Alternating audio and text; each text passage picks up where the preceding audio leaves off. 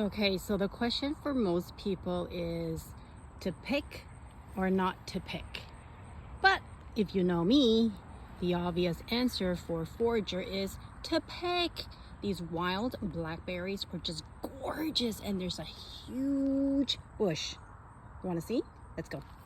So if you look back there, it starts over there and extends all the way out here. So it's sort of like so tempting calling out to me and say, pick me, why are you not picking me? Look at all those beautiful ripe blackberries just kind of like waiting for me.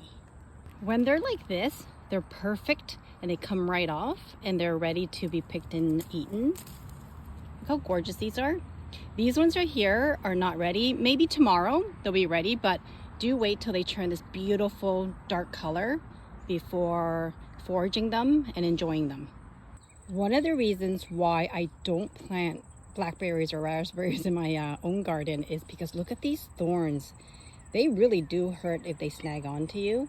Just have to be very careful if you are foraging wild blackberries to watch out for these thorns. They're like rose thorns and they do hurt.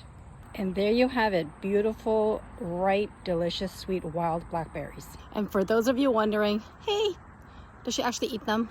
I actually do, and they're yummy. Bon appetit.